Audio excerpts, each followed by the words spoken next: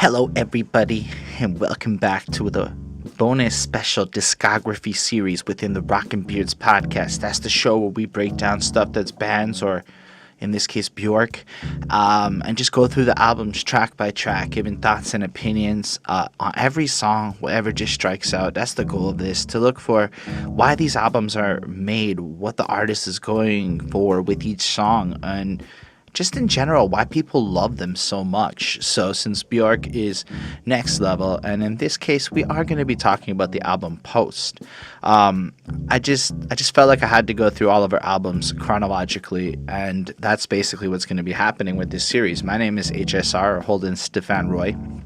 And this is the second in the discography series that I'm doing. So if you want to, you can, wherever it is in the corner, check out and watch the debut album review that we did a couple of weeks ago.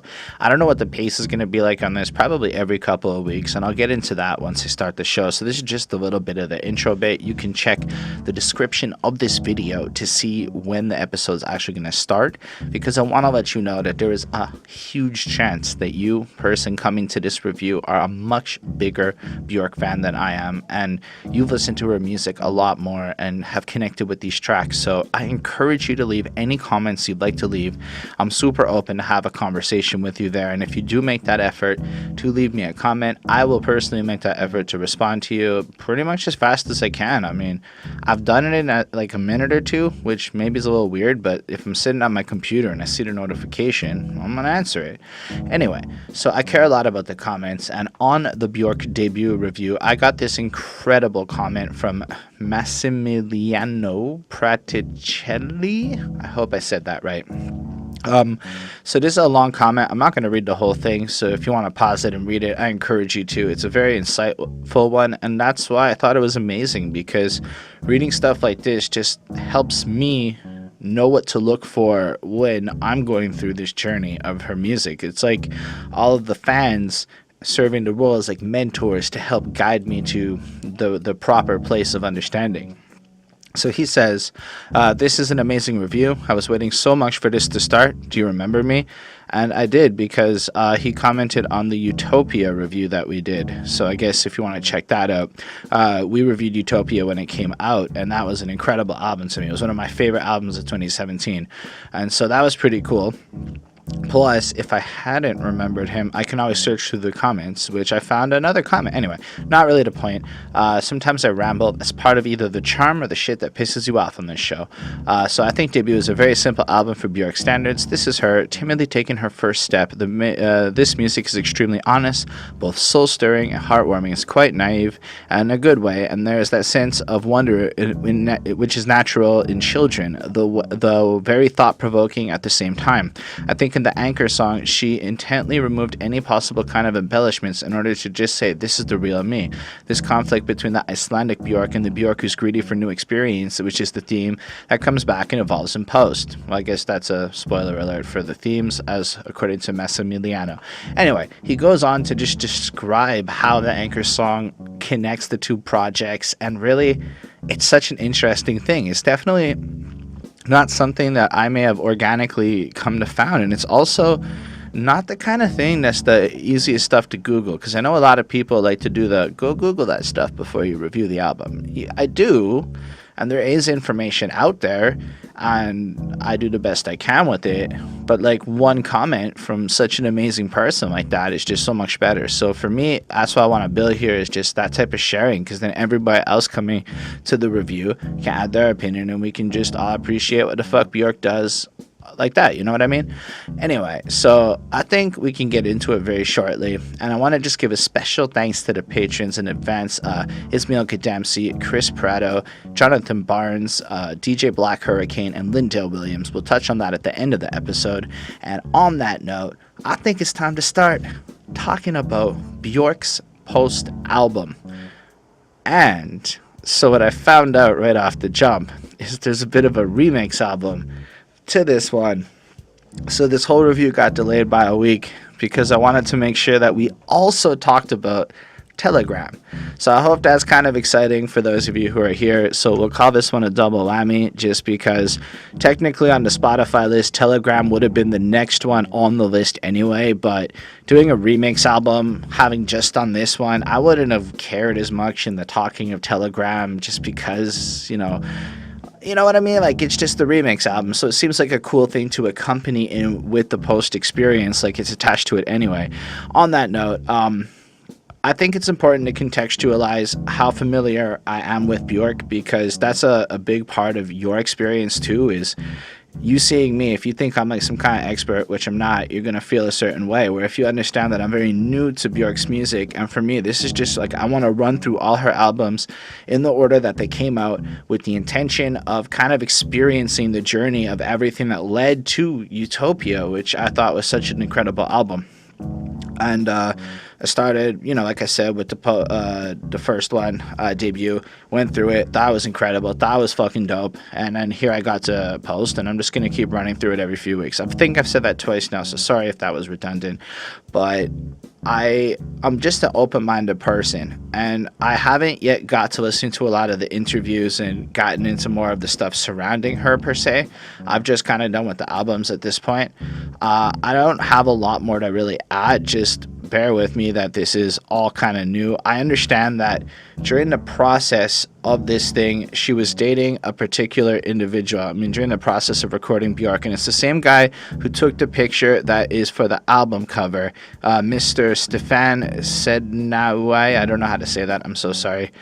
And basically, yeah, so like you can kind of see some of this stuff being expressed. Like, this whole album is almost like a brand new experience, I guess. Like, it's supposed to be like the counterweight to Debut. So I did read somewhere that when she had first come to London, she'd always pictured doing like Post and Debut as kind of like counterbalancing albums to chronicle just the experiences of getting there and transitioning from her small home in Iceland to like kind of the big city.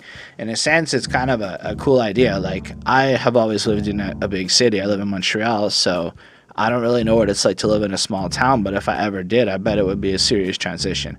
I don't have a lot more to say about this. I mean, the album cover is Björk. It's a picture taken by the same photographer guy that she broke up with, and it's so colorful and interesting. She's just standing there, and you see all of these beautiful, colorful signs just arrayed in the background, like she's in some strange district of the city and whatnot, and it's just mysterious and inviting and really, really fucking cool. Like, she has this fierceness in her eyes, this intensity, like almost like a soberness to her face. Like, she's ready to fuck you up in the way that she's looking at you if you cross her per se. But at the same time, you can just see this passion that's right there. I love the album title with Post. I mean, it's after. It's kind of like, so I got there, this was the beginning, and here's the result of what's happened since I've been here. On that note, there is a whole bunch to talk about as we go through it, the track by track. So why don't we start off with the first song on the album, Army of Me.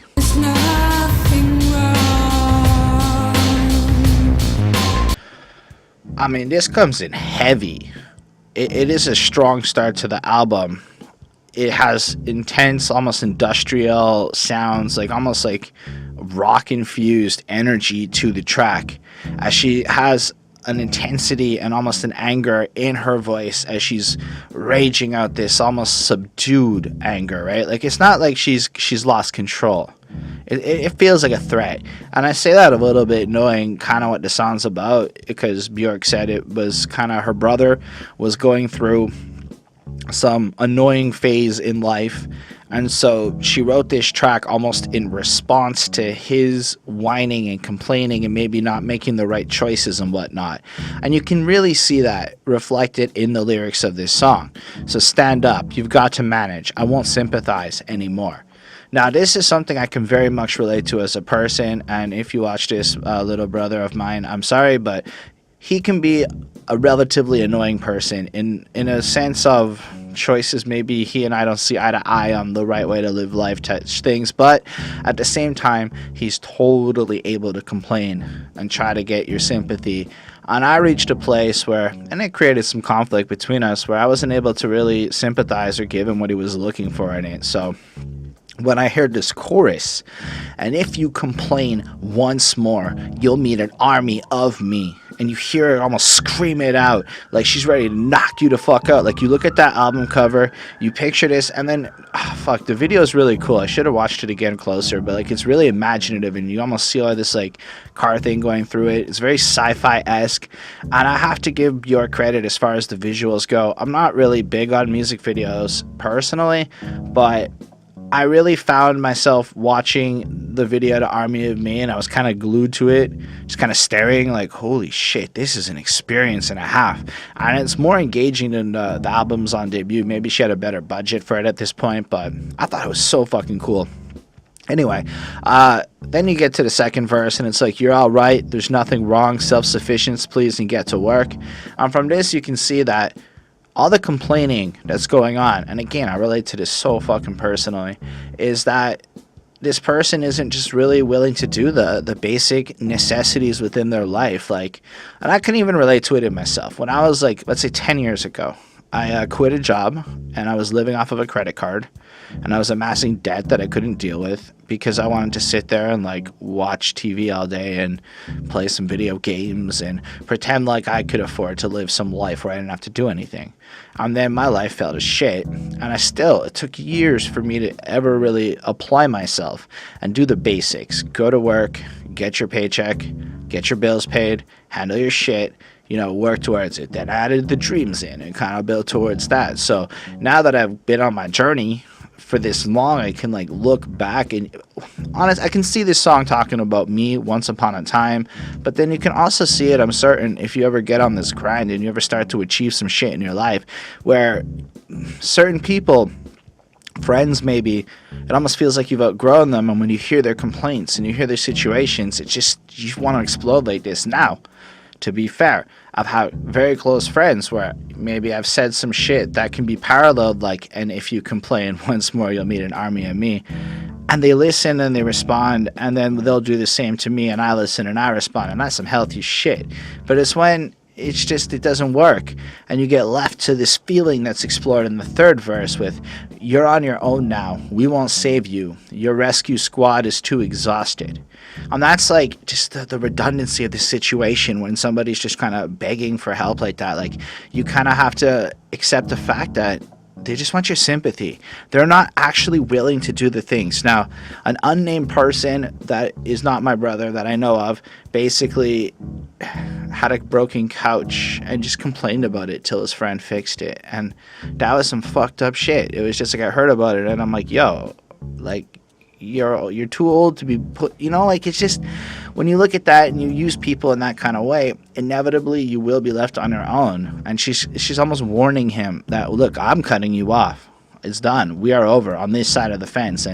But at the same time, it's warning everybody else that the people like Björk, who are compassionate, who are willing to help, who are caring, have limits to what they're going through. So I can imagine this naive girl comes to the city and people try to take advantage. And then, and it fits this project in the sense where, nah, she's going to stand her ground and she's going to fuck you up. And on top of that, like, this is 95.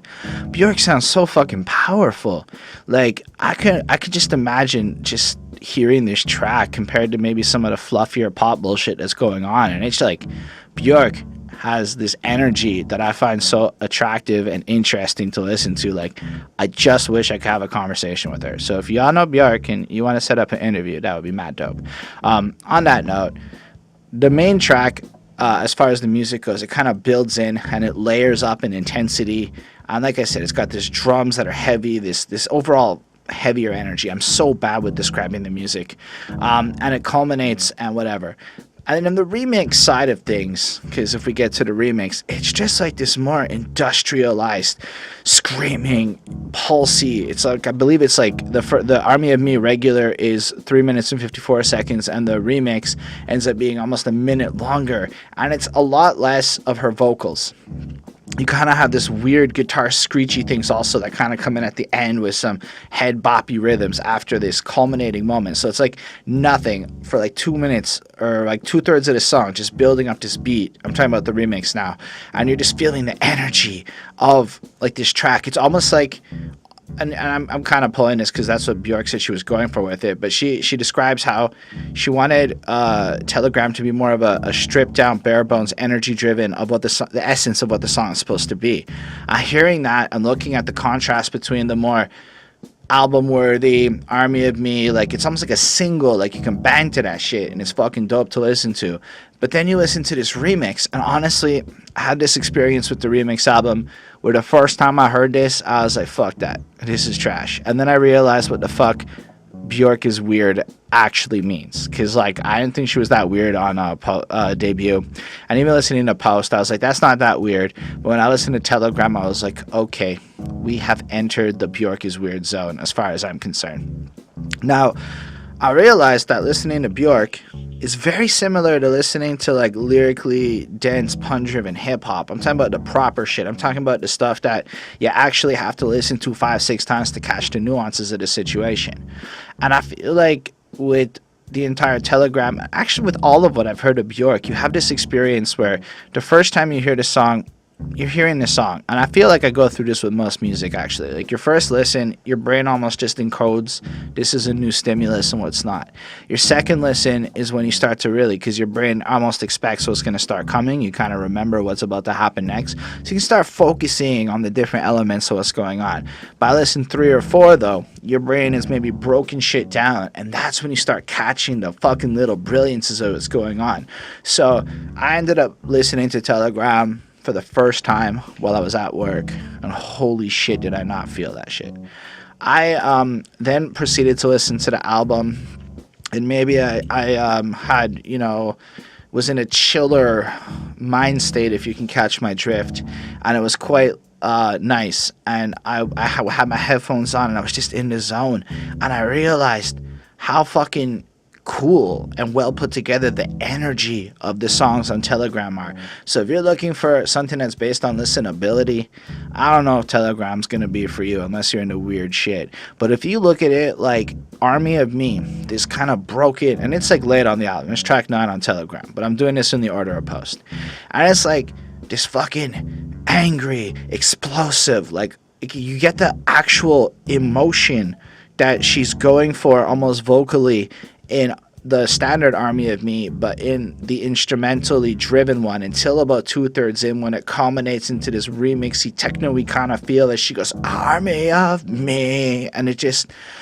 then goes into that guitar noisy shit, and it just culminates like it's almost like the track got inversed, and all of a sudden like maybe the vocals get pushed away and zooms in on like the instrumental passion going on. I don't know. It's cool to have this like back and back to do it like this. I've never done this in an album review. So all I had to say, I was blown away.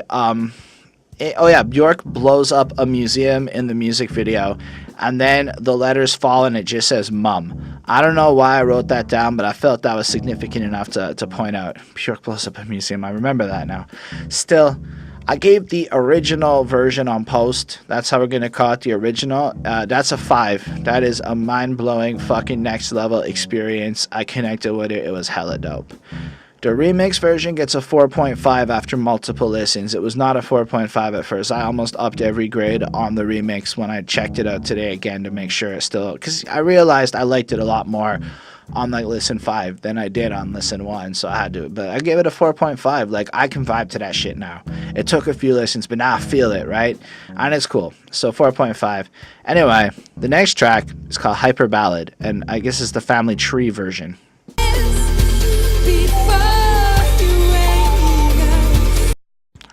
I'm going to state right off the jump, I don't remember this music video, so we're going to just call it insignificant. In the sense of my opinion, you guys can like the music video. I'm really bad with that shit. But this song is a fucking special one too, and I think that's what I really like about Björk's music, is that not only does the music just change and it becomes a different experience. I believe on this album for Pulse, she was trying to make every song be a distinct musical experience, which I admire the effort. It's incredible how well she pulls this off. But lyrically, it's something special, I think, because I've been in a relationship now for 4.5 to almost 5 years, and it's been quite it's about 5 years and about a month or 2, I don't know. Still, I should know. But it's incredible. Like, just hearing something like, we live on a mountaintop. Right at the top, there's a beautiful view from the top of the mountain. And every morning, I walk towards the edge and throw little things off, like car parts, bottles, and cutlery, or whatever I find lying around.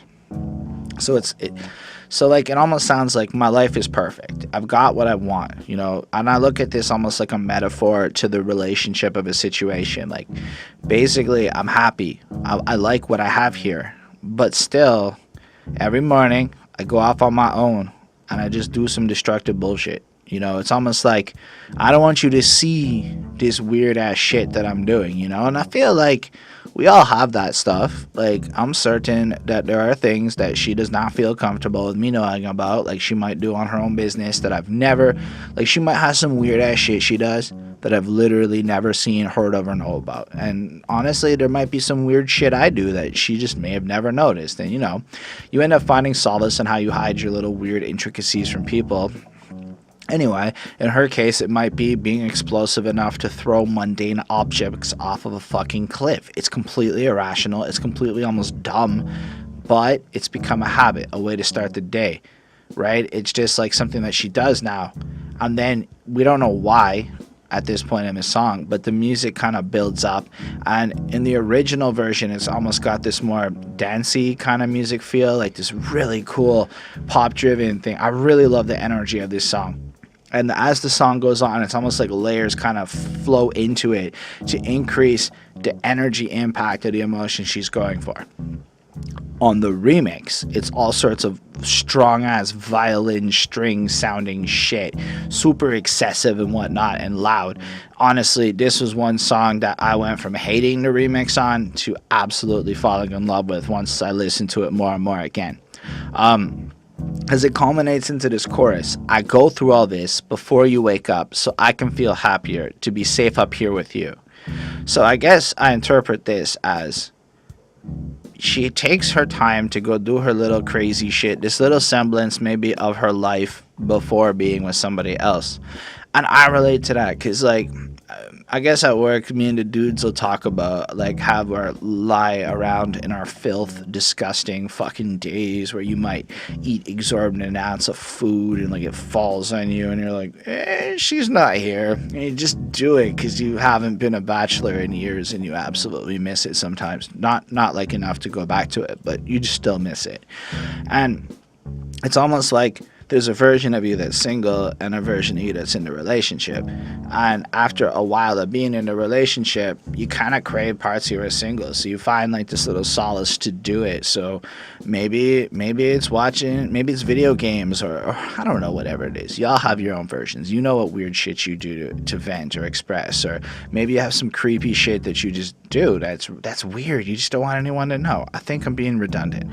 Still, so you go do it on your own and keep it like it's your own little shrine for your own sanity so that you can have that thing so that you can then go be the proper partner that you're supposed to be because you also want that other thing. Because in order to be the person you're supposed to be in a relationship and feel secure in that new role that's less maybe independent, you have that little shrine of independence over there, like something so drastic as throwing shit off a cliff. Like, she goes on a little bit more in the second verse. It's early morning, no one is awake. I'm back on my cliff, still throwing things off. I listen to the sounds they make on their way down. I follow with my eyes till they crash. I imagine what my body would sound like slamming against these rocks.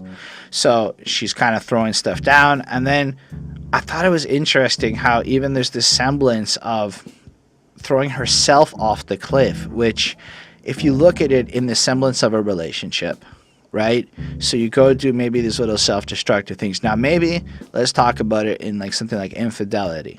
So maybe you have a little flirty flirt here and there, like you meet some cashier and every time you go to the grocery store and you go flirt with that person and you feel like, yeah, this is cool. This is like a little bit of a semblance. I'm just saying maybe.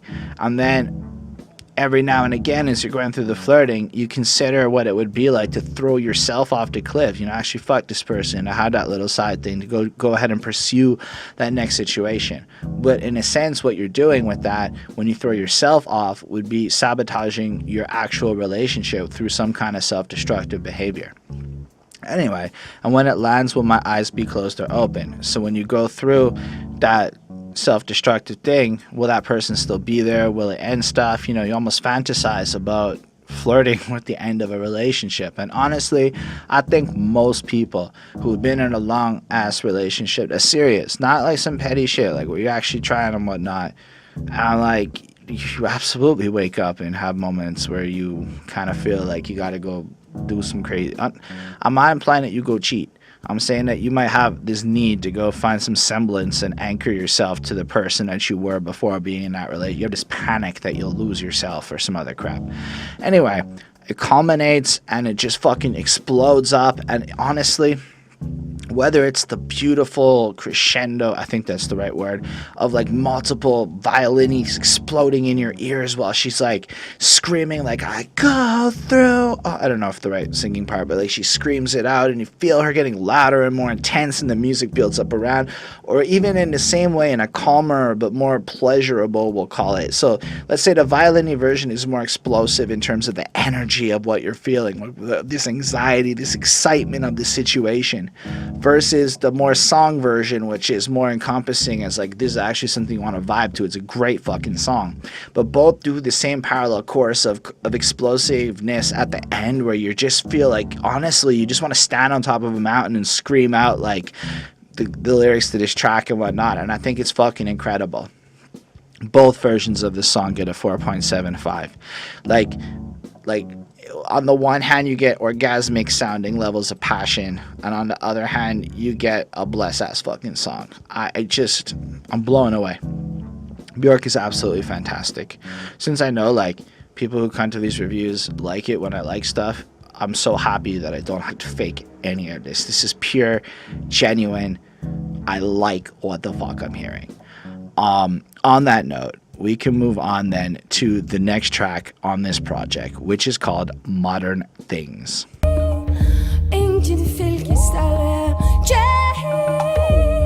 I don't really know how to describe the music, but the drums, there's like a lot of rapid snares and this like bass that's like boom, boom, boom, boom, boom, boom, or something along those lines, and it just kind of builds in with this. All I can say is it doesn't sound fucking Western. It has this like out there, worldly kind of sound to it. And she does half of it in Icelandic. So instead of reading the Icelandic parts in any attempt to read it, I'm just going to read what the fine people at Genius translated as into English so that we can go through that, because I think it's an interesting track. All the modern things, like cars and such, have always existed. They've just been waiting in a mountain for the right moment, listening to the irritating noises of dinosaurs and people dabbling outside. Now, what I take from that is, if you really think about stuff in like a metaphysical kind of atoms are just rearranged type of way, and you consider the universe, everything in this room of mine, everything in your room, your little device that you're watching this on, etc., it all technically was there thousands and thousands of years with the dinosaurs and the people and everything and all the noise and shit. All of these atoms and stuff are just in a different form somewhere else, almost waiting for the right moment in history where they would be here being utilized in this way. At least that's what I took from it. And it's almost like taking maybe a look at our technology and saying, while it's incredible for all of the wonderful modern things that exist today, and again, maybe I'm completely wrong on this, but still, in a sense, none of this is new. It's all just stuff rearranged, right? And it's like we apply maybe too much wonder to the electronics and the toys and the webcams and the microphones and all that shit. And instead, we ignore the mountains and the trees and the nature that technically all of this stuff once was before we took that nature and converted the energy and the resources and everything into these different little modern toys that we play with. See, I've been getting into the environmental shit lately. Not to say it's shit. I actually really sincerely care about this planet, and I'm slowly trying to curb my terribly destructive habits, which is fucking hard. So when I hear something like this, I was like, damn, that's a super interesting perspective, you know? Maybe we do attribute way too much shit in terms of the modern stuff. Like plastic. How much of our modern toys are made of plastic? Still, the chorus thingy is, no one pays attention to us. This is, again, I'm translating it, trusting the fine genius people. No one pays much attention to us. The sun sets. Nobody knows how to pull out the best of me. It's sunny when he delivers a vital breath. He bites me, he bites me. Yes, he approaches, he follows after me, he waits, he flies by me. I don't 100% know what the fuck that means. I do kind of get the feeling it's almost like maybe taking on the persona of the planet or nature, and it's how we neglect shit. Like, I don't know what that meant, but it sounds so fucking cool to listen to her sing in the Icelandic. It really does. I love the way I don't know. That's as far as I can go with that one. In the verse 2, she flips back to a language I speak, where she goes, all the modern things have always existed. They've just been waiting to come out and multiply and take over. It's their turn now. And so that really made me think about plastic and how all the modern things are almost based on this plastic, and how we allow it to multiply to a point where virtually every aspect of our life is plastic driven in some way. And like, ultimately it is multiplying and taking over ecosystems and shit. Like, even the super microscopic fishies have like super microscopic plastic shit in their microscopic bellies and whatnot. And so it got me thinking about that. And overall, it's a really cool song. I feel like we just kind of made me consider how we really just do neglect nature and the natural world to pursue our modern things, because it's so easy to blame companies for their destructive nature. But on the real, how many of us, the people, the large democratic dollar people, actually consider the impact of the companies we purchase, or how often we care about the environment up into a point? And I include myself. Like, if I really cared, I would never use Amazon again, because even if you buy a lot of shit, just the trucks and the traveling speeds and everything that goes into this mass-produced efficient machine is destructive. But I'm going to use Amazon again because I'm a hypocrite in that regard. I'm working on it. One day, life will hopefully allow me to be like 1,000,000% eco-friendly, but one change at a time, right? That's what we can do with this. Still, track's a 4.5. I like the little dinglies that show up at the end of the song that really just add some charm to it. I don't know what instrument or whatever, but it just dinglies. I think y'all know what I mean. This song does not appear on Telegram, so there's no polarity of the two versions to discuss, but we can go on to It's Oh So Quiet.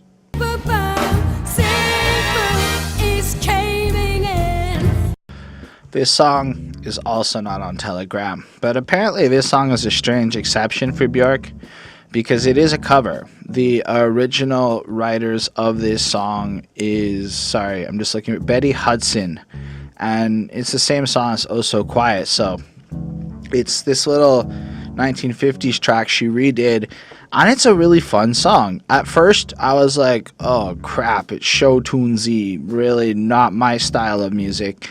I'm still kind of at that it's show tunesy, really not my kind of music, but I got over myself and listened to it, and I'm not gonna lie, this is one of the rarest things for me, but it was watching the music video to this song and watching how much fun she was having. Like, you can just see it in her voice, like, or her face and everything. Like, I mean, there's probably a lot of people who grew up watching a lot of musicals that in the back of their mind want nothing more than to be like the star of one of these things where everybody dances around you and everything just falls into place perfectly.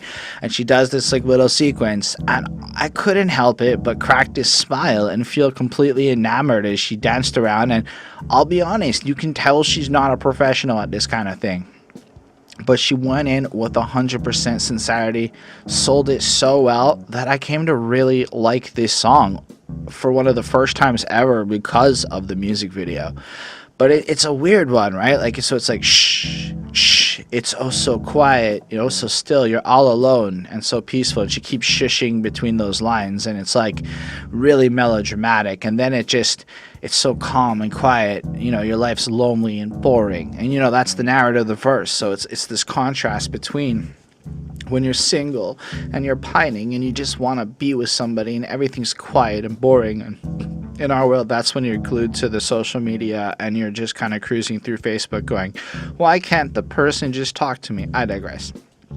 All of a sudden, it explodes into this, you fall in love, zim boom, and it just explodes in the music, and like it's the complete opposite, almost like the presence of love and that relationship in your life is this emotionally explosive and exciting, like it brings the noise and vibrancy to your life. And then you have the little part, you've never been so nuts about a guy, you want to laugh, you want to cry, you cross your heart and hope to die. So it's great, you're losing yourself in the guy, and it's incredible. And, you know, it's like when you're in that first little phase and everything's magical, and you don't even want to like tell people yet, but you can't even help it, and you're just giggly and you're scared that it's not going to work out. But then it's over, and then it's nice and quiet, but soon again starts another big riot. So after that relationship ends, you go back to the boring and the calm, and then it blows into the second song. You blow a fuse, the devil cuts loose, so what's the use of falling in love? And then it's almost, when you're going through the second part, it's like, yes, there's another relationship happening, but this doesn't sound as fun. It sounds like, what's the fucking point? Why am I doing this? It's just gonna get back to the point where it's painful and it ends, and you get to the third verse where it's oh so quiet, so still, you're all alone and so peaceful until, and then of course the quiet music gets replaced with the super explosive. You ring the bell, bim bam, you shout and yell, ho, hi ho ho, you broke the spell. And then the little part after, gee, this is swell, you almost have a fit, this guy is gorge, and I got hit, there's no mistake, this is it. And then it's over again. And I'm like, damn, this song is like chronicling the ups and downs and the hopes and the disappointments of dating from like this super idealistic romantic perspective of almost throwing yourself into every relationship and falling in love time and time again. And then, you know, you're left again with that question, what's the use, wow, bam, of falling in love? And then the sky caves in, the devil cuts loose, you blow your fuse when you fall in love. Shh. So understanding that, I guess she had a troublesome relationship, maybe she related to the lyrics of this, but she had apparently just copped on a CD, and like they heard the song, fell in love with it. They bought it at a truck stop, and it was called Divas, all these American divas singing songs, is what she said. So basically, this track is fun. It is hella interesting to listen to, and I really like what Björk does with show tunes. It made me really enjoy it. I gave it a 4.5 on 5. There's this screech she does at one point, like when it culminates, almost the climax of her screaming of her frustration. That is, it's piercing in a way that completely sells the painful, almost frustrating nature of it not working out, but also impressive for how not annoying it is. Björk's voice is incredible. Just gotta throw it out there. So this one's also not on Telegram. We're gonna leave it with a 4.5. It's truly great. You could say that I enjoy this album so far.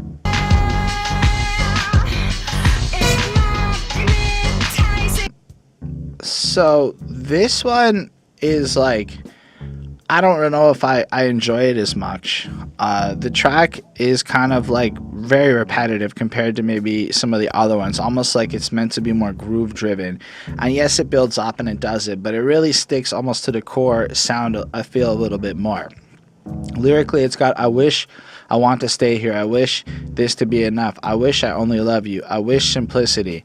And you kind of get the sense that she is like meeting maybe some person, some stranger, or maybe it's even talking about like the city or the pace of the life that she's kind of in, or maybe it's all like new experiences, and she wants to have this simple situation where she can have what she wants, but it feels like when she's meeting this person, it's more complicated than that, because she maybe wants to escape, right? Like, I wish I want to stay here. I wish this be enough. I wish I only love you. I wish simplicity.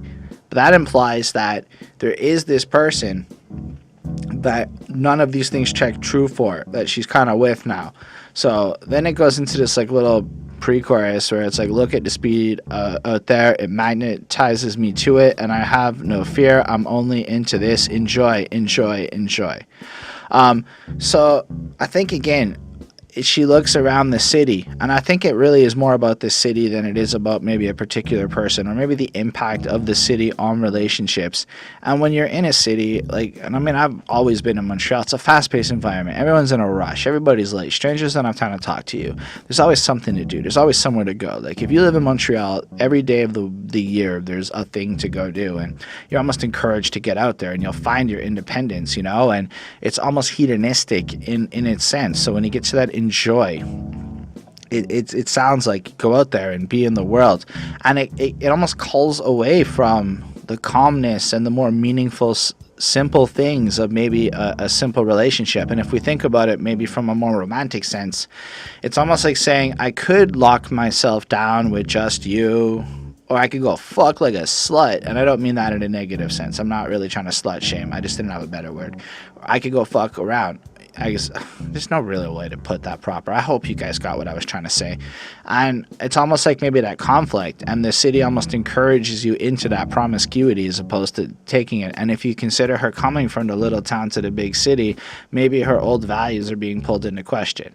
And then you see that with I wish I'd only look and didn't have to touch. I wish I'd only smell this and didn't have to taste. How can I ignore? This is sex without touching. I'm going to explore. I'm only into this. And then it's like, you would see her, like, it's almost like, can you imagine, like, just going around? I mean, I can't. So I guess if you're from a small town to a big city, it must be like there's so many new restaurants and places to go shopping and clubs and just things to go do, that whereas on a Friday night there was like nothing. And it's like all of these experiences maybe excite you, and the city in a sense can get you off, like in the same kind of way that sex does. The dopamine releases, the addiction to all of these fancy things, and you are so tempted, is what I take from that. I wish I'd only look and didn't have to touch. Like, I want it, I see it, I want it, I got it, like that Ariana Grande song. And I don't know, I feel like it's just kind of exploring that. But then what I think is interesting about the music, and it's really culminated in the remix, is that it's very noisy. Björk is almost buried a little bit in it. Like, as much as she's trying to, like, get her point across, it's almost drowned out by the chaos and the noise. Like, she craves this simplicity, but the music is complex and loud and enveloping. And if you think about being in a city, there's all these sounds and this noise, and especially a place like Montreal, where depending on where you are, like, it literally just never stops. I'm not kidding. Well, maybe from 3 to 5 in the morning it's kind of dead, but outside of that, maybe I'm exaggerating. It's not New York. But, like, either way, I feel like it's meant to be this chaotic experience, and it's meant to have that music really put the stress of this environment. And in the remix, it's just like there's barely any vocals. You kind of have that kind of like sampled in, and there you can tell in the bass melodies that they're kind of the same song in terms of the structuring. So it really does feel like a remix, but it's just like this industrial kind of crushing, heavy sound, and it's just obnoxious and in your face on the remix. And it made me realize at that point that the energy of this song is supposed to be that chaos. It's supposed to be like you're being brainwashed into enjoying all of this chaos and this insane experience of maybe hedonism and pushing and shit, and it's just maybe overwhelming. I don't know. I really thought that part of it was pretty cool. Maybe I missed the point on it. On that note, this is definitely, of the songs I've heard so far, my least favorite one to date, and I give it a 4.35. It is an incredible song by any means. Like, we are talking about a brilliant artist here. I just don't like this one as much. And then the remix, I thought to myself, if I was back in maybe a rave, ripped on a certain Molly type thing, I would be enthralled with this shit, but I'm not in that environment, and I appreciate how well composed it is and how good the groove of the energy of the track is, but still, I don't know. I only give it a 4.25. Act like that's a bad grade. It's not. It's a great grade. Still, it's not as high as the other ones I've been giving, so I always feel a little bit bad. That's okay. End of the day, you've been flirting again.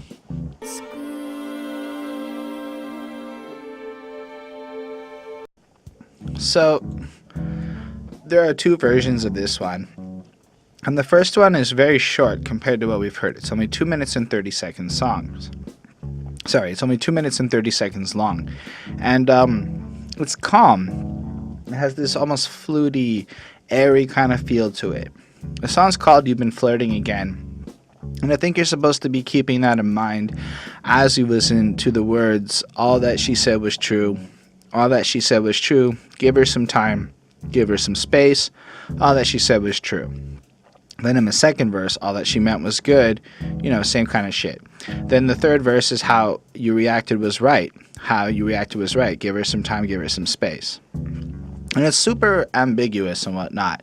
And it's kind of airy. And it made me picture, especially when I heard the remix, which kind of takes this dial and cranks it up to 10, like Disney princesses and this air of romance and mystery and kind of being carefree and almost feel like youthfulness in it. And if you think about it, you can only imagine how maybe she's out there and she has this personality that we know from the last album with stuff like Big Time Sensuality, where like she's super into expressiveness, and I bet she just approaches everybody like she's their best friend. And now that maybe she's a little bit older, a little bit more confident with herself, she's maybe accidentally flirting with all sorts of people, or maybe she's intentionally flirting with all kinds of people. Maybe she's single at this point and she's out there just kind of considering that, her intentions are just that, like she's flirting with you. That isn't necessarily a signal that it's going to go anywhere. It's not necessarily like you've gotten anything. It's just kind of an introduction almost. Like she's saying hi. She's just kind of testing the waters. And so while she was being honest, maybe she called you cute and attractive or whatever. Maybe she said she liked you. Give her some time, give her some space. She needs to maybe absorb it. Maybe the flirting is just kind of casual and it isn't necessarily super reflective of shit. All that she meant was good.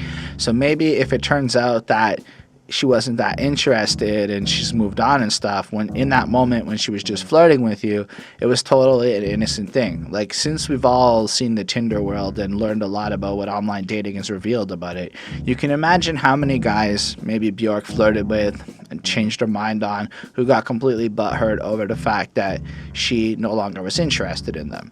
So when she looks at the people who did give her time, give her space, maybe understood the situation, everybody was cool-headed, you get this how you reacted was right thing, and then maybe that could build towards something, and whatever, as long as you respect her, is what I got the point of this, is to respect the fact that flirting's flirting. She recognizes maybe it can be a little bit misleading, maybe there are some consequences to flirting, but ultimately don't act like flirting is something you just jump down her fucking throat with. The first version of it is very calm. It's nice to listen to. It's simple. Like it's not meant to be this thing. It's almost like whimsical. Like she's kind of having a little joke with herself as she just reflects. Like it's slowly sang out. It doesn't culminate into this crazy thing. It's just calm, and it ends out. So I get that one a 4.35. The remix, it almost feels like the same track exactly, but jacked up a little bit. More intense effects, more like amplified in the sense of like this mysterious, magical experience. It's like the idea of flirting being magic jacked up, like I said. And like you can almost just picture the cartoon animals running up to Björk and she's singing to them and shit as you're listening to this remix and whatnot. At least that was how I approached it. And I thought it was super intense, and I liked it a little bit more. I feel like it was more engaging, and it almost feels more climatic at the end of it, and I thought that was super fun. So in this case, I actually like the remix more than I like the original. Not like significantly more. So I gave it a 4.4 on 5. It's a truly fun little track in the halfway point of this album. And like you really get this sense of like her questioning stuff. Like she's got her independence. Maybe her relationship isn't so perfect and she's craving some new things. Love is a complicated situation. The city's a complicated place to live in. Dealing with people and flirting and stuff is all sorts of complicated. Leading up to talking about Isobel.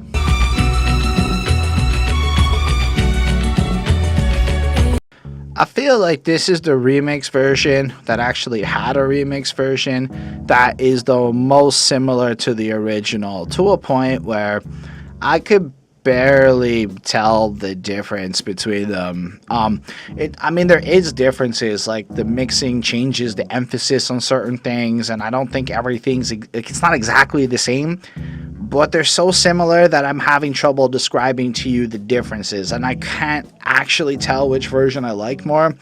but the remix is 20 seconds longer. So since it's a good song, maybe the remix wins because you get that extra little 20 seconds.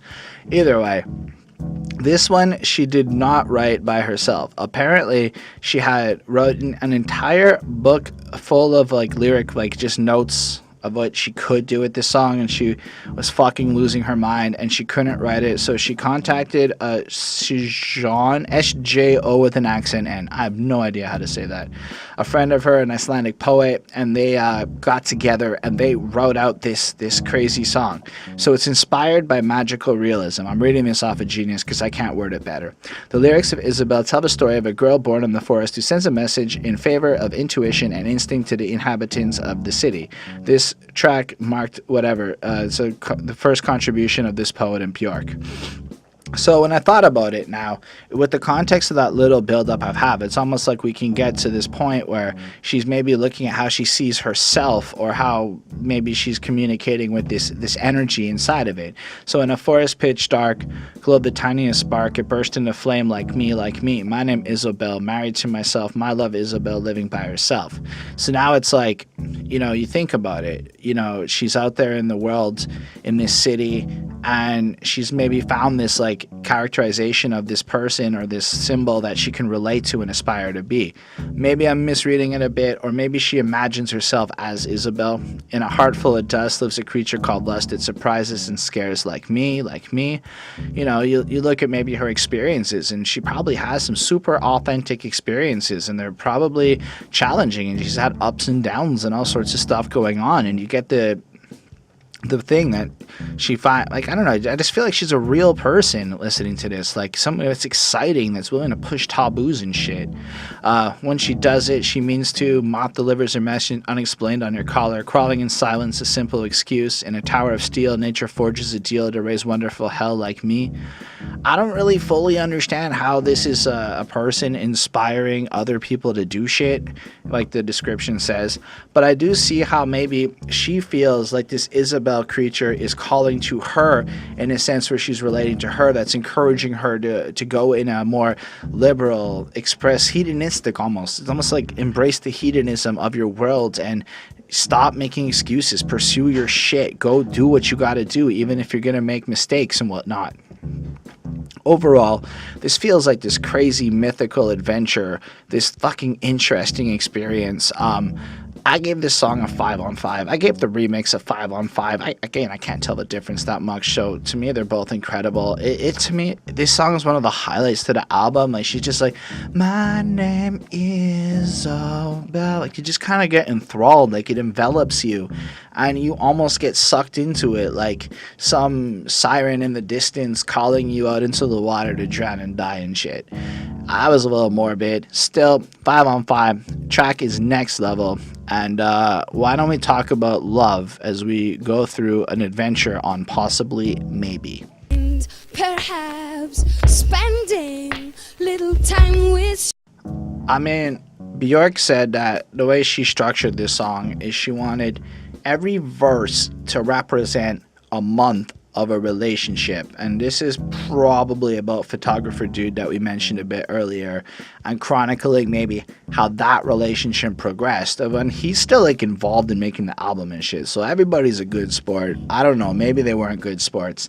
Still, I thought that was cool. Like, I don't know how I'd feel like taking having my photograph and shit being used on the album when the girl's taking shots at me, but maybe if it was all amiable, it's all good. Still, the first verse has, you flirt, it finds me out, teases the crack in me, smittens me with hope, and it's calm and it's soothing and it builds up, and she's just like, possibly, maybe, possibly, maybe, possibly, maybe.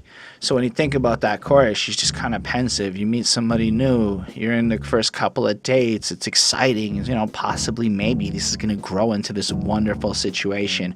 It's awesome. It's exciting. It's almost like this is a positive of the possibly, maybe. And then in verse 2 you get, as much as I definitely enjoy solitude, I wouldn't mind perhaps spending a little time with you sometimes. So here in the second verse, it's getting a little bit more real.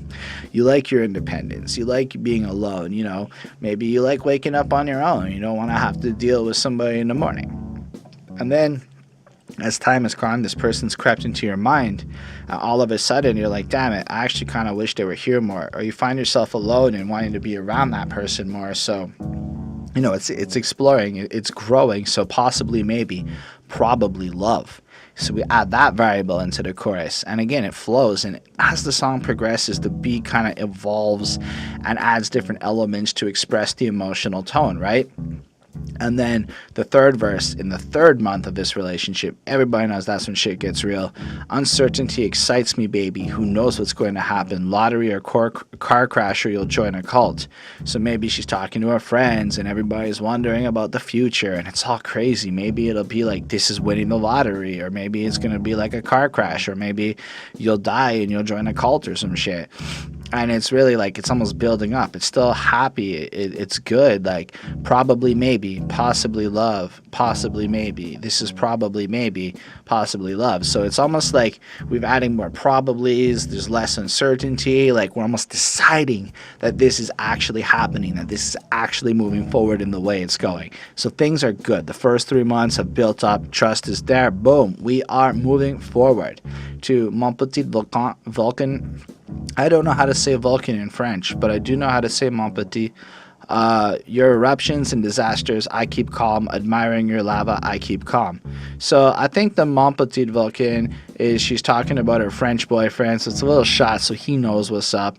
And Vulcan stoic, maybe somebody that keeps calm and cool up until the moments they're not. So maybe he's got a bad temper and he gets explosive, and she keeps calm. She's still into it. It's okay, but you see a little bit Chone, right? Possibly, maybe, probably love. Possibly, maybe, probably love. Maybe this is a little bit of doubt. Maybe a little bit of a bad sign. Like we've gotten a little less away from love back to an earlier chorus. So maybe in month 4, there's a little bit of doubt and shit. But then in verse 5, as we get to month 5, electric shocks, I love them, with you dozen a day, but after a while I wonder, where's the love you promised me? Where is it? So maybe this guy's just taking shots at her now and he's making her feel bad and it's impacting her, and she's starting to question everything. Like, okay, I mean, as much as I love you in this situation, like this isn't exactly what was as advertised. Where is that relationship I'm supposed to be getting? And then we get the chorus, possibly, maybe, probably love, possibly, maybe, probably love, possibly. And now it almost sounds more wishful. Like, it still has the idea that love can be there, but instead of being hopeful, instead of being like whatever, it almost sounds like they'll possibly, like this is a hope and a prayer and shit is the more predominant word that we're supposed to be focusing on. It's no longer probably, it's not really maybe, it's just a thing that could happen, And love is still there because it's moved on. You're in month 4, love's a real part of it, but it's still possiblies. Verse 6, because there's a lot of verses. Again, it just keeps going. They're short, though, and it tells its story. How can you offer me love like that? My heart's burned. How can you offer me love like that? I'm exhausted. Leave me alone. Get the fuck away. The relationship's ending. It's bad times. He's fucked up. The way he treats her is not good. And so now we're back to possibly, maybe. Like, we're back to the beginning. Nobody's there anymore. That love is gone. Like, love is no longer in this situation. And then, since we broke up, I'm using lipstick again. I suck my tongue at you in remembrance of you. So now she's back out there. I took the lipstick line as she's allowed to look pretty and go out there and be single and do whatever. Like, there's maybe a semblance of him trying to control her appearance. Like, he maybe called her a harlot because only harlots wear lipstick. And so in defiance of the things she wasn't allowed to do, she's using lipstick. But it could also be taken in a way that, well, we broke up. I'm back on the scene. Fuck you. I don't really care no more. And that's a bunch of possibly maybes until the song fucking ends. It's beautiful. It's absolutely brilliant. It's a fucking 5 on 5. Like, because it chronicles this relationship in such an honest way where I bet anybody that's done the 6-month relationship knows exactly how the fuck that feels on both ends of it. So that's an incredible experience. Then there's the remix where it's just fucking weird and all these effects and this explosiveness and passion, and it just focuses in on 2 of the verses, the electric part, and it just fucking screeches and gets crazy with it, and she kisses her, sucks her tongue, and then part gets played again. And then it just, like, in the middle, like, it stops for a second as it builds up the thing, but it's almost like in the remix, which is I think the start of the remix album. Yeah, it's that. It just focuses in on the part where the relationship is over. Like, it's not like it just ignores the rest of it. It's almost like it takes the climax of the song, the main crux of it, and explores that for a few minutes and just takes that emotion and, again, jacks it up to 10, which I think is what the point of the Telegram album is supposed to be, to jack that emotion up to 10. It's a really crazy pitch shifted fucking weird experience, and I gave it a 4.4 because I like it. But I definitely like the original a lot more for possibly maybe. I don't actually know if it's the original. I don't know what order the songs came out. Maybe Björk recorded them all in weird orders. That's possible. There's a lot of different versions of some of this shit. Anyway, I really dug that track. On that note, I don't have a lot more to say on this one at this point. It's incredible. You should hear it out. It's fucking dope. On that note, track 9 of the Post album is I Miss You.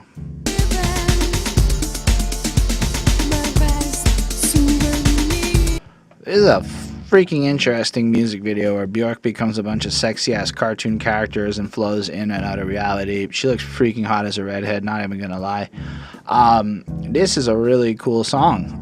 This is one of my absolute favorites on this album. The video was engaging just because it almost shows her desire and her liberated spirit is, I guess, a way to put it. And I really appreciate that. Like, honestly, like, as a person, she can't necessarily express herself to a fullest, so she has to go into this, like, cartoon form.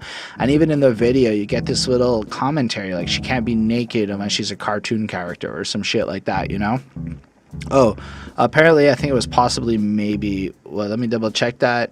Apparently, yeah, possibly maybe she recorded that song naked is the rumor out there. I don't look too deep into it. If you do know if it's true or not, you can let us all know in the comments.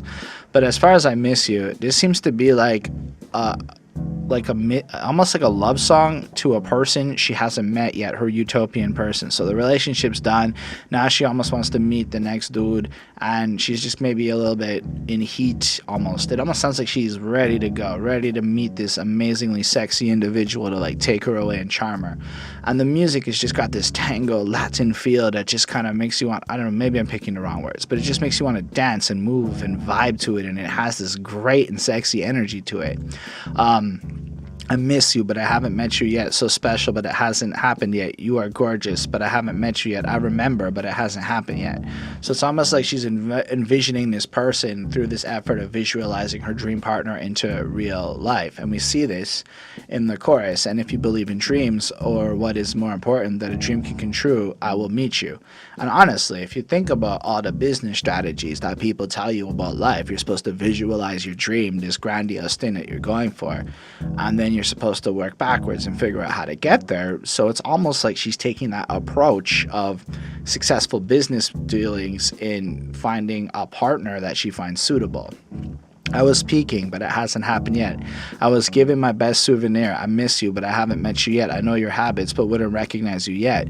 So it's almost like she knows the person she wants. She's figured out the prototype. She's got it. She knows what the fuck her type is, but yet she has not met that person. Still, she's impatient. She's hopeful. She's waiting. She almost longs for this person. And it's so exciting too. The music lets you know it's exciting. It's almost like an adventure. Like she's figured out who this person is, and she can't even wait to get out there into the world and find this person out there. I'm so impatient. I can't stand to wait. When will I get my cuddle? Who are you? I know by now that you'll arrive by the time I stop waiting. And then there's that little truth about how this shit actually works in a relationship. So this honestly sounds like rebounding. And that's what I believe the last part is. When you are rebounding in a relationship, you go out there and you want anybody and you're a little bit desperate. Maybe your standards are a little bit lower and you'll maybe have some experiences, but as you start to figure out who you're looking for, you'll come to realize that you're not going to find that person until you stop looking almost. It's when you start to focus maybe on your adventures and your life and world, and all of a sudden this person will pop into your life.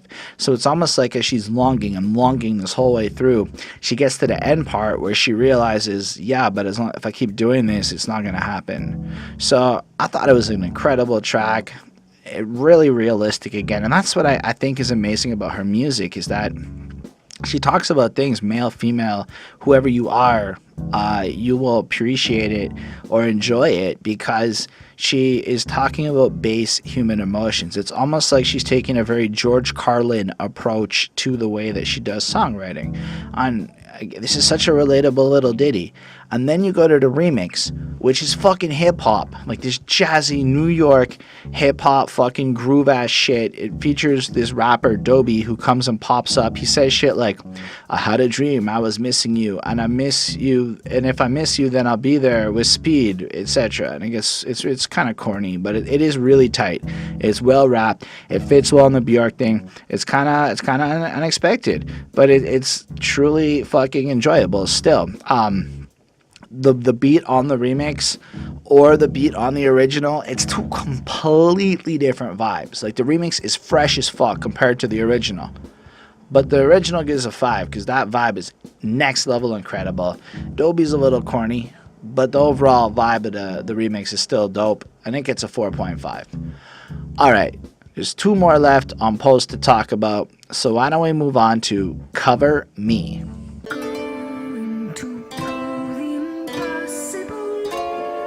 So apparently just the context of his song is the guy who worked with her on debut, Nelly whatever, she reached out to him to work on post, and he was a little hesitant to jump on working on this album because he wanted her to go up there and explore new avenues and kind of grow a little bit, go from being the little caterpillar into a butterfly in a sense.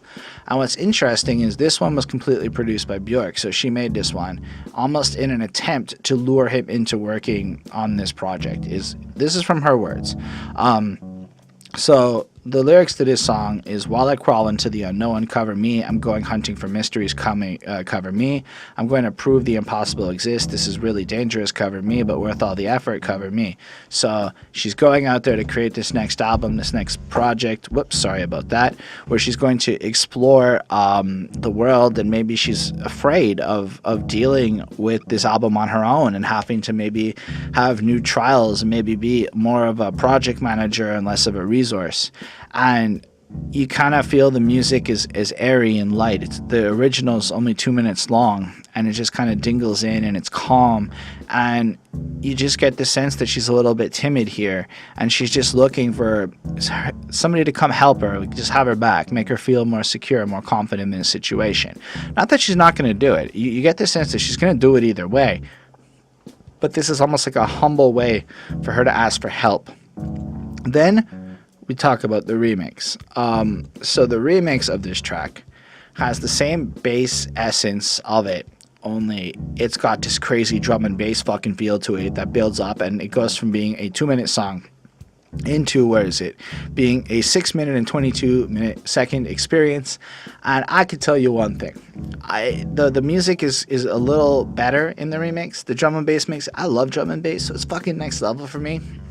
Lyrically, it's the same shit, but interlaced over this crazy beat where you kind of don't care about the lyrics no more because you're so up in the vibe of the situation. But again, it has like this mysterious, this energy out there, like fast paced, like it's crazy, almost like it's a little bit dangerous because she chose to use drum and bass. So when we consider the chaotic nature of that rhythm pattern, and we consider maybe the fear and the anxiety that go into the bass emotion of this track, I think that it makes total sense. Either way, the original is a 4.5 on 5. It's a short, beautiful little track. But the remix is next level amazing. It's a 5 on 5. My favorite track of both the whole original and the remix album is probably the Cover Me remix. To me, is that fucking dope. I don't have a lot more to comment on this one. So as you can see, I've got some headphones on. I realized if I talk not facing the mic, it kills the volume.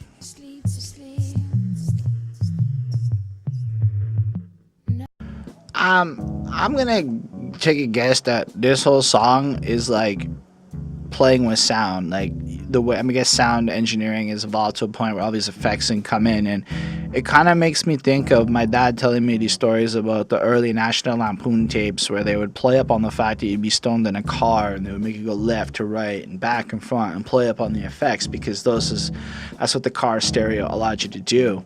Whereas Björk, I can just picture her as a girl with headphones on, just like I'm a dude who rocks headphones as much as I can because you got the music playing all the time. And I think this song is mostly about exploiting the way headphones can be used to have these crazy little effects playing through and whatnot.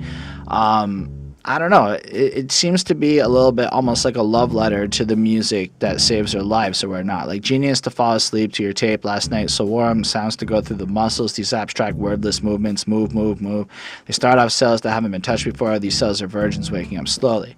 So she just got the headphones on, listening to some new music that you've never heard before.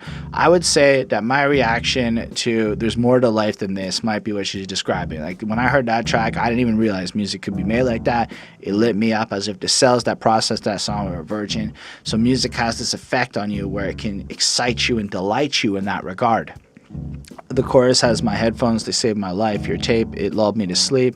Nothing will be asleep. The same, I'm asleep. And, lyrically it's fine. I don't really know a lot more to comment there, but as you're listening to this song, there's these little effects that come through. There's multiple layers of her voice kind of panning left and right and hitting you at all angles, and it really just feels like almost like this track's a bit of an experiment, a bit of a way to fuck around with the sounds and just kind of more create an enveloping experience, something that's almost comforting. And if you think about the context of the city and this whole situation she's been describing, all these emotions and love and the attraction of all this new stuff, you can imagine that a constant in her entire life, regardless, would have been the headphones and the music that plays through them as she's on the planes, as she travels, as she cruises the city and all of that. Maybe as she goes to bed and whatnot. And I don't know. I thought it was pretty cool and pretty incredible and pretty interesting to listen to. I dig the vibe more than I care about the lyrics on this one or her singing. I feel like it's just meant to be something that you sit there and you experience because it is so esoteric and fucking out there. And then when we flip to the remix version, it's almost like the vocals get squished the fuck down and all of the effects and the noise of the instrumental, which is very percussion-y, not so like crazy instrumentally, kind of get amplified so that you really get this other side of what this song's supposed to be. Again, like sometimes it seems like one version is meant to be more of the flossy, singy version, and the other one is meant to just rip it all away and give you that instrumental inverse, so that by putting the two songs together, you can get almost the complete experience of the emotion that she's going for. And I think she does that extremely well here. I almost would recommend listening to both these songs back to back, or just to get like a complete feel for it, because it's interesting to see that contrast between the two of them, because they do sound very similar, but so very different at the same time. I gave both versions of this song a 4.5 on 5, and I really, really did enjoy listening to them. Okay, so typically, I guess you could say that would be the end of the album, because Björk basically had this 11-track album, but you'll notice that two songs on the 11-track two songs on Post are not on the 11-track Telegram, meaning that there is one more I would like to touch on for y'all, because the truth is, there is My Spine. Alright, so My Spine is a very strange song. It's with Evelyn Glennie.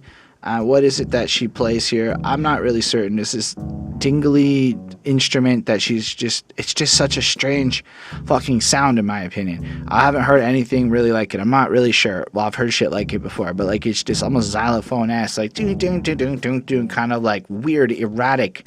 It makes totally more sense to be on Telegram with the erratic nature of the music as opposed to maybe the more pop sound of the Post. So it totally makes sense. I haven't heard the original. I've only heard this Telegram remix version.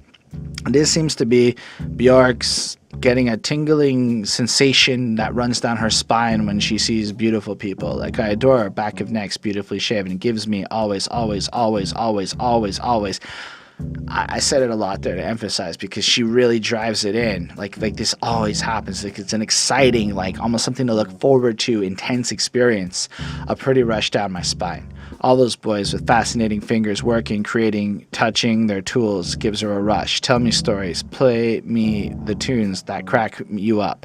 You know, give it a rush down the spine. So it's almost like this is the opposite side of maybe the Flirting track, where you have her admiring these guys. Maybe they're working on stuff and she's just, getting a little excited seeing them. And when she talks to an attractive guy that gets her excited, she gets this tingle going down her spine and shit. And it's definitely an interesting song.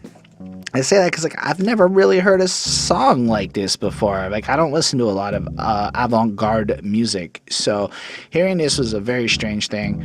I would never go out of my way to put something like this on or even seek it out because it's so out there for me. Maybe in a few years I'll be super fucking into it, but I still recognize good composition, good skillmanship, and all that shit. While this song is not for me, I gave it a 4.35 because it really fits this Telegram project. And when you listen to Telegram and you don't think about Post, it just makes total sense to be here. It's the 4th track on the project. It's really great. If you're into the weird shit, I highly recommend it. On that note, it's time to wrap up. This is the end of the Post/Telegram album review from Björk. I gave Post a 4.668 on 5, and I gave Telegram a 4.51 on 5. I would consider Post to be a truly classic album to listen to. It's so incredible. So many great songs, such a diverse array of emotions, of sounds. It doesn't really matter who you are. I believe that there's at least 1 or 2 tracks on that album you're going to fucking love. And on that note, you may find that you like ones I don't like and vice versa because it is such a versatile album exploring such a range of emotions. And then for Telegram, take everything I said there, jack it up to 10 on the emotion, jack down the flashiness of it, and you get this raw emotional experience, which feels like she made Post because that's the album people would like, and she made Telegram because that's the album that best is what she would want to go out there and listen to. And I guess that's the real lesson from here. Björk understood how to split up the overall career's moves to have these marketable albums that people are going to love, to finance maybe the more crazy shit that best express her taste and her interest. And I love seeing just both sides of it, her ability to create it all and to make it all sound so fucking great and so interesting to listen to. So yeah, that's what I gotta say about this. I highly recommend listening to Post, and then if you're into the weird shit, jump on Telegram. Thank y'all for watching this. I totally appreciate you being here with me. It means the world that you would come through. I've gotten some excited comments on the Björk review, so I really cannot wait to hear what you guys think or have to say about this review or about Post and Telegram and your experiences listening to it. On that note, special thanks to the patrons: Ismail Gadamsi, DJ Black Hurricane, Lindale Williams, Chris Prado, and Jonathan Barnes. They support what we do. They helped us get a new camera. They're freaking incredible. They get access to content early when we're on time. They get to tell us what albums to review. Like Lindell gets a request this week, and then the next up is going to be Jonathan Barnes in a couple weeks. So if you want to join us there, you can kind of help us grow to the next level. Otherwise, you can hit that subscribe button for more reviews. You can hit that like button because you liked it. You can leave that comment. We can have a conversation. I also make music myself. Dropped a project. You can catch that over on this channel or on Spotify or Bandcamp or SoundCloud or whatever the fuck you listen to it on. You can find some links in the description. And yeah, that's the end of this one. It's been a fucking pleasure. Have yourselves a wonderful day, everyone. And I will be back with the next Björk review. And it looks like it's going to be homogenic unless I check the discography and find out there's another one to do. Peace.